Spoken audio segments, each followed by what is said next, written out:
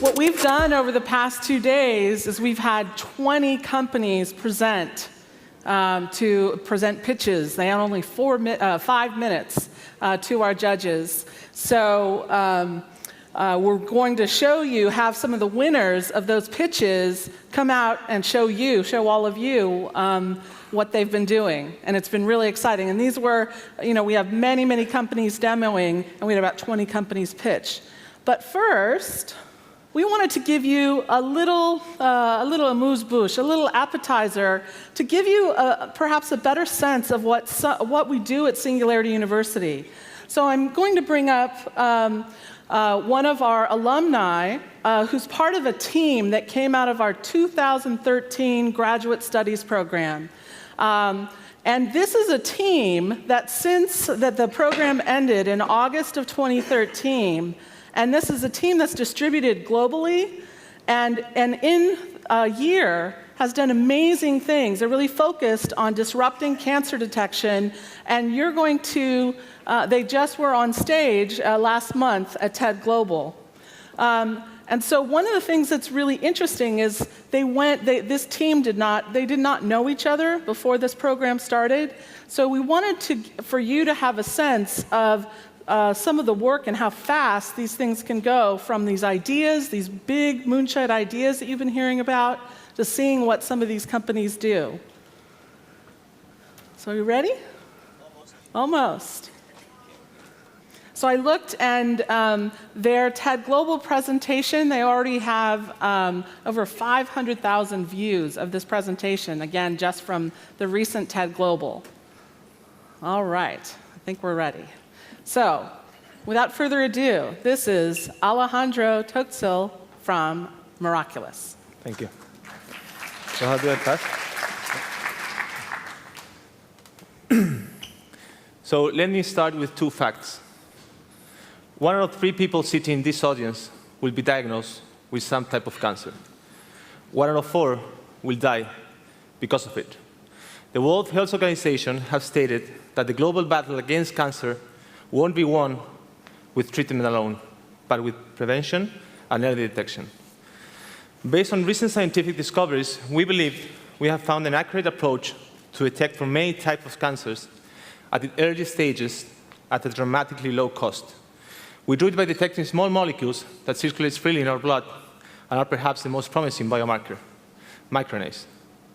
So microRNAs are small molecules that regulate gene expression. Unlike DNA, which is mainly fixed, microRNAs varies depending on internal and external conditions at any given time. As you know, no 2 cancers are the same, but at the microRNA level, there are patterns. Several studies have shown that our normal microRNA expression levels varies and create unique patterns for each specific type of cancer, showing us its stage and whether it's responding to treatment, making microRNA a highly sensitive diagnostic, prognostic, and predictive biomarker. However, the problem today is that in order to detect microRNAs, you will need large budget for reagents, expensive lab machinery, well-equipped labs, and highly skilled scientists. So we have tackled each of these problems and have come up with an accurate, affordable, operator-independent, easy-to-use microRNA detection platform.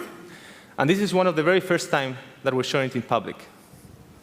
So imagine when you go to the doctor and you do your next standard blood test, a technician extracts the total RNA and puts it in a 96-well plate like this one. Each well of this plate has a biochemistry that is looking for a specific microRNA, acting like a trap when the microRNA is present in the sample. Whenever the trap closes, a green line will shine. To run the reaction, you put the assay in a device like this one. And to document it, you put your smartphone on top of it. A smartphone is an integrated computer, and it's also a camera, good enough for our purpose.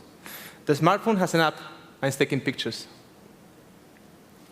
Whenever the reaction finishes, pictures will be sent to the cloud for data analysis and interpretation. The whole process lasts 60 minutes.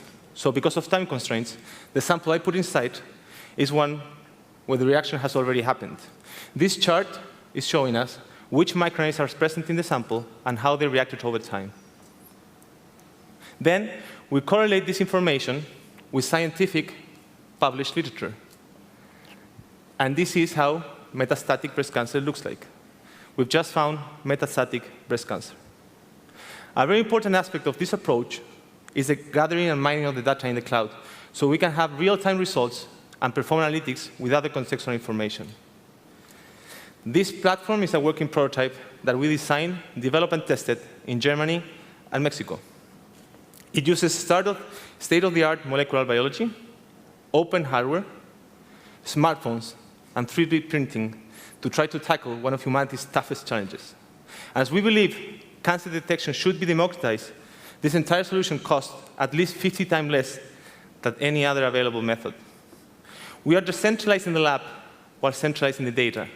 And because of its affordability, easiness to use, no need for highly specialized scientists, nor well-equipped labs, we believe we are the only ones that can actually target the long tail and look at the numbers. 70% of cancer death worldwide today are occurring in the developing world. 80% of diabetes death worldwide today are occurring in the developing world. And we don't see Miraculous as a one-off test, but as a surveillance platform that is constantly monitoring what is happening inside our body. We are now raising funds to clinically validate our platform with 4 different diseases and have a much more robust solution to go through regulations. We are a young, multinational, multidisciplinary team committed to make cancer detection and the prediction of drug response at a molecular level easier, smarter, and more affordable than ever before. Thank you.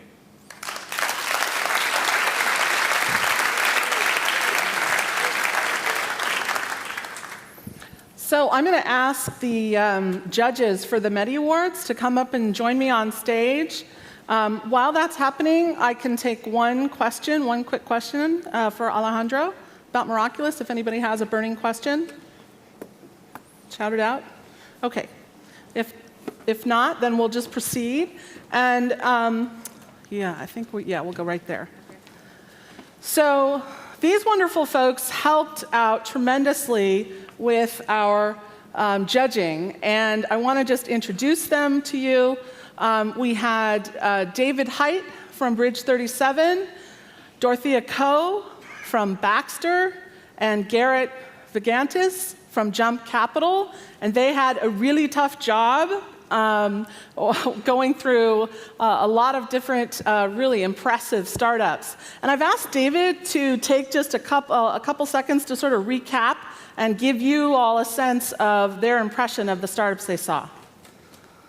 Thanks, Sandy. Thanks, everybody, for being here. As Sandy mentioned, we saw 20 incredible companies. There was even more than that represented in the showcase demo room. Every one of these companies brings a representative that presented to us and really displayed the passion and somehow a personal story that helped to tell why they were presenting the product, the service that they had their entrepreneurial vision around. It was really, really an honor, I think, for all of the judges to be able to be exposed to so many of these companies. Really difficult for us to make a selection on these awards for the MEDy, and we really would like to acknowledge all of the companies that participated and give all of them a round of applause before we get to the actual awards. Thanks to all the companies that participated. Thanks very much. OK, so one of the things that I want you to understand is that these companies that you're going to see right now found out they were going to be on stage about maybe 2 hours ago. OK? So they're really going to be operating real time. They have a speaker clock. I'm saying this to all of you presenters here. They're going to try to keep it to 4 minutes. And we have 4 awards. The first award is for our One to Watch category. So this is an early, really interesting, high-potential company. And to represent our winner, we have David Tallenfeld. Please come up on stage. David is from BioExcel in Arizona, and he's representing the winner, Neuro Recovery Technologies. David. Thank you very much. So I'm really excited to be here, enjoying the event. I work with BioExcel. We are a little bit of a strange animal, a nonprofit investor incubator of really compelling medical technologies. So I have, I think, the best job in the world because I get to see all of this radical, wild sci-fi stuff come across the table, and then I get to be a part of realizing it on a daily basis and doing it in a way that is performing better than Kauffman Foundation, angel investor performance project averages by a wide margin. So it's really cool that we're proving that changing and saving lives is actually the most lucrative business you could be in. And I couldn't be prouder to have an opportunity to tell you about any project I've ever worked on than I am now to tell you about neurorecovery technologies. Dr. Nick Terrafranca unfortunately couldn't be here with us tonight. He's extremely busy working hard to get this technology in the hands of patients who need it. Thank you very much, judges, for this opportunity to accept the award on his behalf. A lot of what we've been hearing about over the course of the conference has had to do with machine learning, networks, human-machine interfaces. Well, we have a really radical human-machine interface to tell you about. So in the United States today, about 8 million people suffer from some form of paralysis with a varying degree of severity. I think approximately 12 to 15,000 new traumatic spinal cord injuries are occurring annually, typically among people who are still very much in the prime of their lives.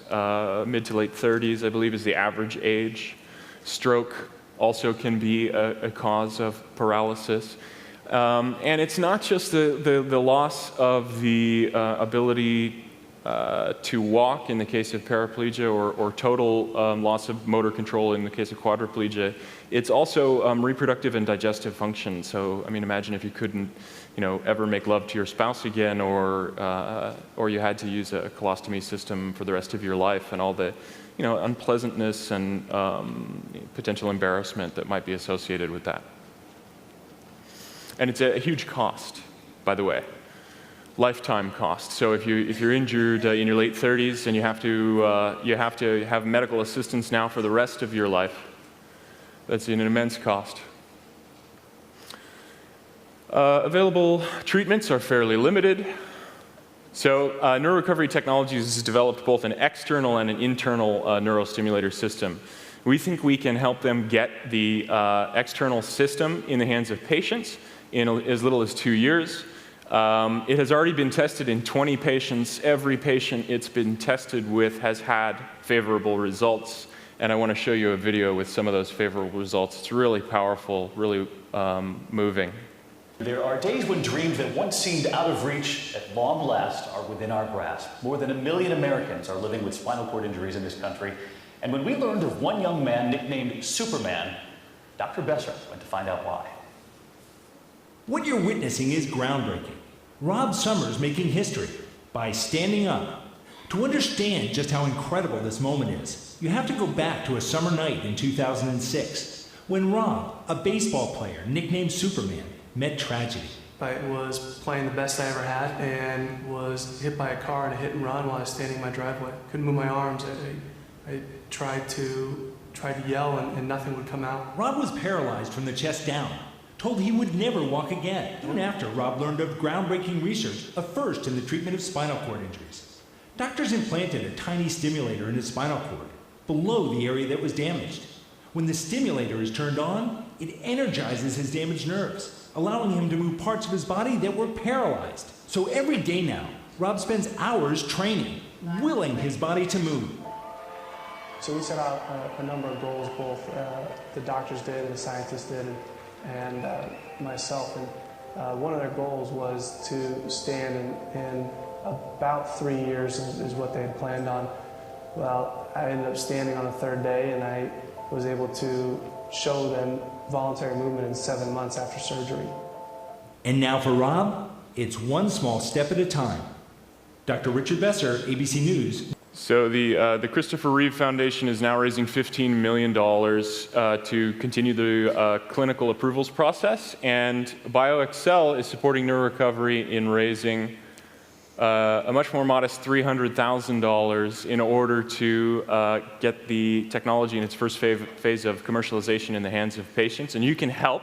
We have a Facebook page. It is called Revive Campaign. We're calling it Revive this holiday season. BioXcel and makerstaker.com put research in motion with Revive. So please like our page and share, or give me your business card on the way out, and I'll send you an email. Thank you very much. Oh. No. Here you go. One to watch. Thanks so much. You're welcome. Thank you. So, as our next presenter comes up on the stage, recipient of our Convergence Award, Converging Technologies, and that is Lou Turnquist with Orpix. Here you go. Thanks, Sandy. What am I doing with these things? Hi, so Orpix is a early-stage company out of Canada, a medical device company that is actually, the name of the company is derived as an anagram for the word proxy. You'll see hopefully in a minute or two why that name makes sense. I'm an investor and an advisor of the company that's recently joined on as president in the last couple of months because I'm so excited about the company and its potential. So the opportunity here is really, there it is a result of the explosion that we've seen in wearable technologies. I think we're all aware, we've seen certainly the news articles and where that's come from, the increased popularity, the attention that they're getting. The problem with them is that they generate generally what's referred to as so what data. This is data that has very little meaningful impact to people's lives or to their behavior in the long term. And in fact, the technology itself is not all that complicated. The average activity monitor that you wear on your wrist today is essentially the same technology that was available for free in the bottom of a special K-box back in the 1990s. So what we're doing is we're taking the advent of wearable technology and applying it in a more meaningful way toward the first problem that we were addressing, is that of diabetic peripheral neuropathy. So I think we're all well aware that the issue of diabetes is increasing over time. It's affecting about a third of Americans today. Almost 9% of the American population is already diabetic, and a further 25% is pre-diabetic. Within that diabetic population, about a quarter of them will eventually lose the sensation in their feet. Due to the nerve damage as a result of the disease, they lose that sensation in their foot, and the problem that creates for them is without the sensation of pain inside their shoe, they eventually wear a hole in their foot the same way you would a sock. That ulceration occurs and then reoccurs and eventually results in an amputation. Today in the world, there's still a limb lost to a landmine every 30 minutes, but a limb is lost to diabetes every 30 seconds in the world. So it's a big problem that we're addressing, and also it's a big problem economically. As you can see from the slide there, it's a $14 billion cost to the healthcare system. It's the leading cause of hospitalization due to diabetes, and it's something that we think we have a preventative treatment to try and address. And that is a mobile plantar pressure system. It's a product called the Surasense RX that you wear inside your shoe. It's actually composed of a few parts. You can see there's an insert that's sized, it's worn in your shoe.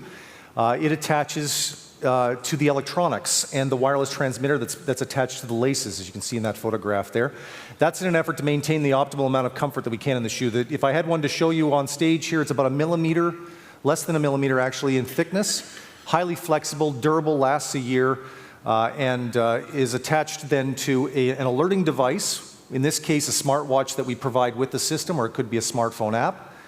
That tells the patient when they've had a dangerous amount of pressure on the bottom of their foot for an extensive period of time, alerts them through a vibration or a beep, and then they're provided instructions rather to move their feet, to take action to alleviate that pressure and eliminate the ulceration effect. In the pilot study that we ran last year at the Southern Arizona Limb Salvage Alliance out of the University of Arizona's medical school, we found that there was a 100% elimination of the ulceration effect during the period of that pilot, and a return to the normal levels of ulceration after it was all done. All of this allows for the uploading of that data to the cloud, which the patient and the practitioner can monitor on a regular basis, both in terms of compliance. The two gauges on the left-hand side of that dashboard are showing compliance levels, as well as to where the problem effects are for the foot over time. The effect we believe conservatively to be almost a $1.5 billion positive effect annually as a result of the wearing of these devices, strictly within that high-risk population, which is a subset of those with DPN, and only assuming a 50% effect in terms of the elimination of ulcers. Over time, the company grows. We start to address other pathologies. We can do gait and balance retraining. There's opportunities, as we're often asked, eventually in the athletic space. But once we've established that plantar pressure platform on the base of the shoe, we can capture the world. Thank you very much. Great. Thank you. And here is your award. Good job. Thank you. All right. Very much. So I think you can start to get a sense of these judges had a hard time. So next up, we have our winner of the Most Disruptive Award, Megan Conroy with Capture Proof. Megan. There you go. Thank you. Hi, everybody. Happy Veterans Day. I almost said Valentine's Day. So we've been fortunate enough to have already witnessed a revolution. We've witnessed a communication revolution. In 5 short years, Vatican City went from the first picture to the latter. Each of those white lights are a photo or a video being taken in order to communicate a story. Capture Proof is bringing this revolution to healthcare. While I was managing clinical trials and photography in those clinical trials in 2008, I realized that this data, if made meaningful, could be amazing. When you have a data set that looks like this, it's easy to identify a patient, but we had hundreds of patients that created thousands of photos. In order to recognize patterns, it's really hard here. Capture Proof makes this possible. Capture Proof is putting the evidence into evidence-based medicine, making it possible for you to do what you learned at 5 years old was important, to show and tell. Capture Proof is used for patient communication and clinician communication. It's making more accurate triage and more accurate monitoring possible from your pocket with massive cost and time savings. You all know that payment models are changing. We're going from fee-for-service to bundled medicine. That follow-up care is the care that is squishy. And this is where Capture Proof allows for physicians to stay on top of their patients without actually having to have them come into the office. We're working with Kaiser Permanente and very honored to be doing so. There we're looking at total knee replacement follow-up and reducing in-person visits by 70%. Saving clinicians 66% of their time, and the patients 80%. Reducing pre-appointment exams for children who are being referred to the pediatric neurologist by 78%. You want to rule out a seizure? All of the verbal communication sounds very similar, but a video makes it clear. Have the ability to see an incision? Tell the patient not to go to the ER. Assure them everything is fine. Cutting ER visits postoperatively in half. And 90% of patients who use Capture Proof to monitor their migraines, something I never expected to have happen, said that it made them feel as though they were more in control of their health. 90% of them. We believe that Capture Proof is going in the future to be able to show you when a patient is going off the rails and when delta red is too much, allowing the doctor to call the patient and get them back on. We were honored to be given an award from the American Heart Association, another thing I never expected for Capture Proof, and I'm going to let Dr. Prashant Kaul tell you how he's using the product. As an interventional cardiologist, I think it's absolutely crucial for me to be able to effectively communicate Now I can instantly and safely share image results with referring physicians who now don't need to wait for a CD to reach them or a phone call describing results. They can be rounding on their patients in the hospital, sitting at home, or even be at their son's soccer game and have an instant visual update of the angiographic results. Also, the complexity of the procedures that we perform and their interpretation is such that the ability to review and compare with previous images is also essential. The capture-proof user interface allows me to arrange images chronologically and instantly compare them.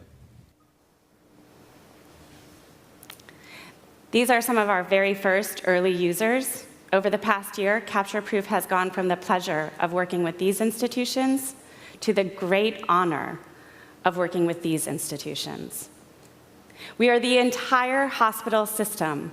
We have doctors across the hospital sharing with other specialties. In fact, we have 28 subspecialties that are using photo and video to more accurately monitor their patients and give them better care. HIPAA is important. Our privacy is important. It is not replaceable. You can't give $1 for $1 with your privacy. For each photo that doctors are walking around on their smartphone, it's $50,000. And more than half of HHS fines are due to lost hardware with unencrypted data on them. And we all know the cell phone is so easy to lose.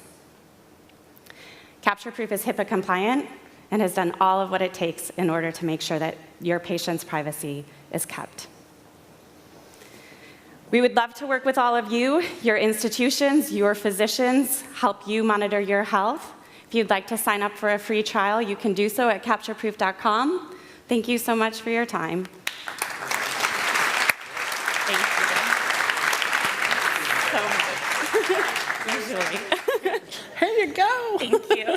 Congratulations. Good job. Thanks, guys. All right, we have one more award presentation, and I'd like to bring up Brooke Wurst with Harbor Biometrics. Brooke is our outstanding pitch winner. Brooke, take it away. Thank you very much.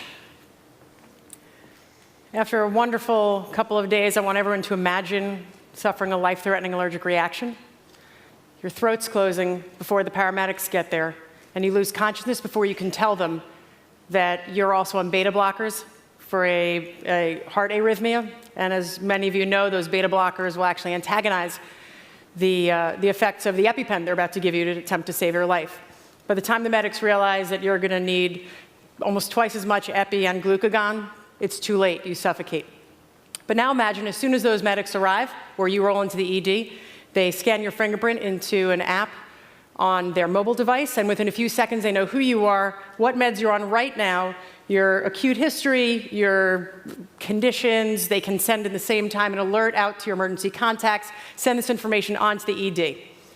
We don't actually have to imagine this is what we're working on right now.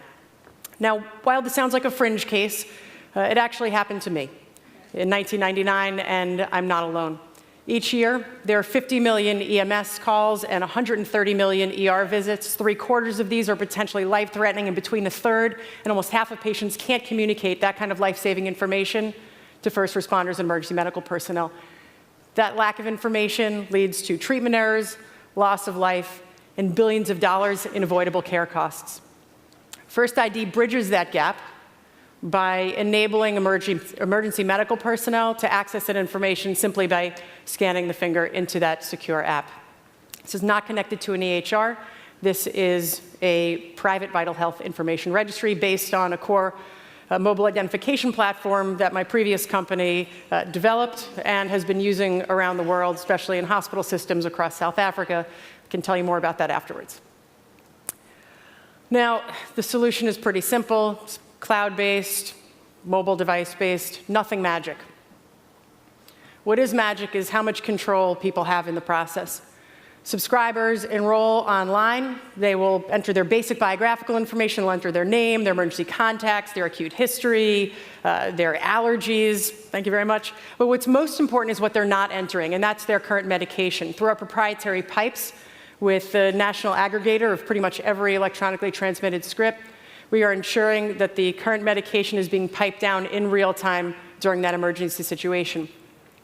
At that moment of enrollment, it'll then prompt you to go to the nearest scan point based on your zip code. They're at schools, fire stations, local pharmacies, in senior residential facilities. We want to make it easy for people to onboard. But it's just as easy for first responders and emergency medical personnel to use it.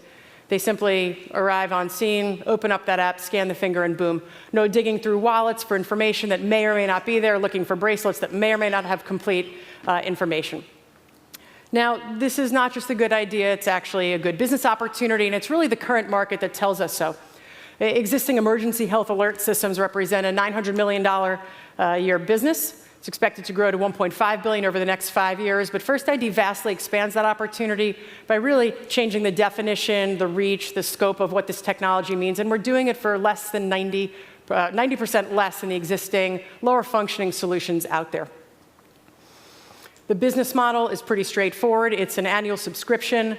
We will be monetizing this either through the population health managers, insurance companies, et cetera, who will either be productizing this within their offerings or passing on the costs at a couple of dollars a month to the patients. For people not covered by those entities, there's still I can just subscribe by myself and pay a low annual fee.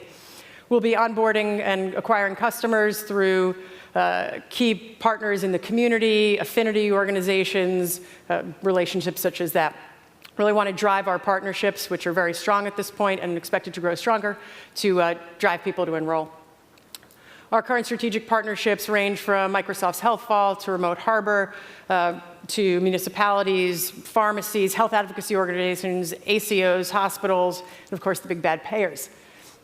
We're excited to pilot this beginning of next year up in the Bay Area.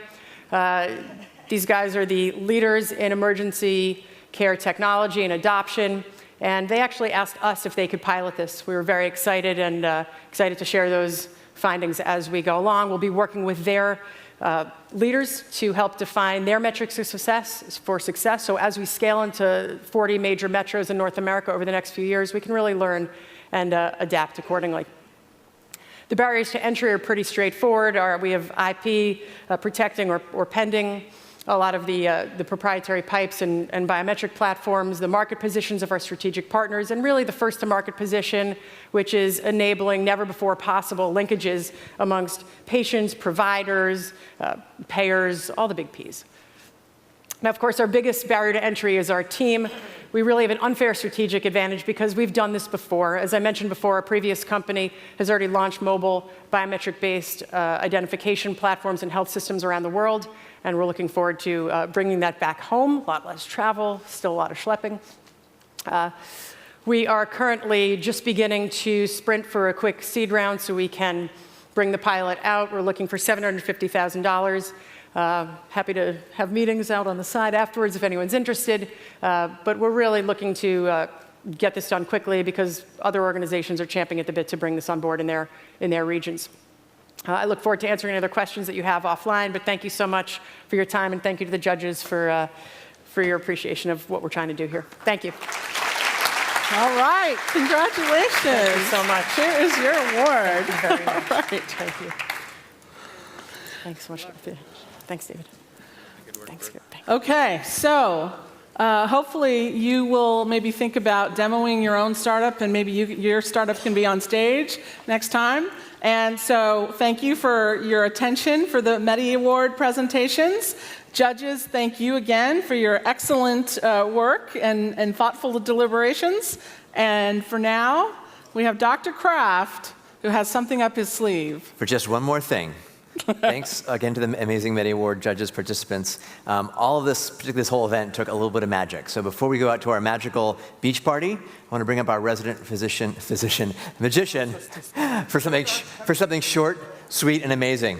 And you guys are part of the volunteers. So little taste before we go make some magic tonight. You Robert never Strong. know what Daniel's up to. Good evening, everyone. I've been watching, and I've been figuring out what exponential medicine is. It's not just one person. It's actually a lot of different people. I see there's venture capitalists, there's software engineers, hardware engineers, innovators, and of course, the medicine people. I like to do something amazing, but I like to borrow an iPhone. Anybody on the stage have an iPhone? You all look so scared. This is great. Hello, Dorothea. Yes, unlock your iPhone and hand it to me. What do you do for a living, Dorothea? You work, so pharmaceutical? Sort of. Sort of. You're clearly not in security because you just handed a random stranger an unlocked iPhone. In your calculator, the number is 4.2569. May I zero that out? Yeah, sure. Okay. Do you need to remember that? No? I'm going to ask you on the end, sir, who's white-knuckling it on his jeans. I'd like to get the month and day you were born, but do not say it out loud. Okay, I'd like you to type it into Dorothea's calculator. I will hold it, but I will not look at the number you type in. The month and day. Has it been typed in? After you've done that, I want you to hit the X, the multiply. Yes. The next person, what is your name? David. David, I'd like you to type in your shoe size. If there's a point in it, it's okay. Hit the X or the multiply after that. Or did you already hit the equals? No, I didn't hit that. Okay. And then Dorothea, would you take the phone from me? Would you please put in the last 4 digits of your social security number? Let me know when you've done that. My hands are empty, but I do have a prediction. The prediction is right here, and it's been there since before the show started. Dorothea, have you put in the number? Yep. Have you hit equals? Not yet. Let me know when you've done that. All right. I want you to look at the number, and I'd like you to say the very first number that you see. 6. Say it louder. 6. 6. Keep going. 6, 5, 2, 4, 4, 2. No way.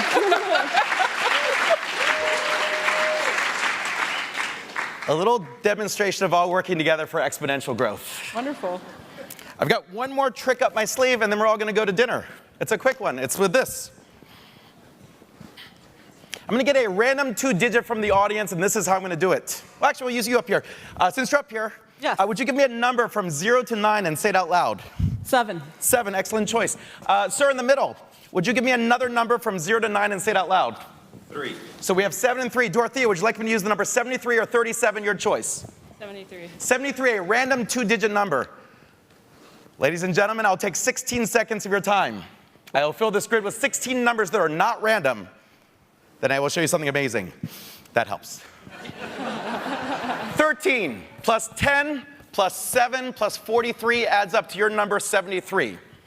8 plus 42, as we heard earlier, the meaning of life and everything according to the Hitchhiker's Guide to the Galaxy. 14 plus 9 adds up to your number 73. 41 plus 5 plus 12 plus 15 adds up to your number 73. 11 plus 16 plus 40 plus 6 adds up to your number 73. But this has some of the greatest minds, and as I found, some of the nicest minds in the world.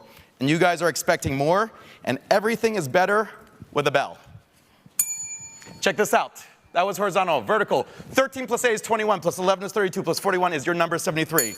10 plus 42 is 52, plus 5 is 57, plus 16 is your number 73. 21, 33 plus 40 is your number 73, and those add up to? 73. But wait. Woo! But wait. There's more. Do you see it? Yes, diagonally it adds up to your number 73. The other diagonal adds up to your number 73. We're going to grow this exponentially. Check this out.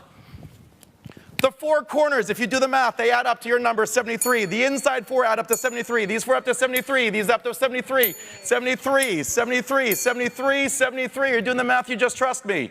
There's more. These 2 plus these 2 add up to, I'm sorry, these 2 plus these 2 up to 73. These 2 plus these 2 up to 73. These 2 plus these 2 up to 73. These 2 plus these 2 up to 73. Ladies and gentlemen, there are exactly 73 different ways that these numbers add up to 73. But one great way to change the world and disrupt it, it's here with all these great minds, Exponential Medicine. My name's Robert Strong. Enjoy dinner, everyone.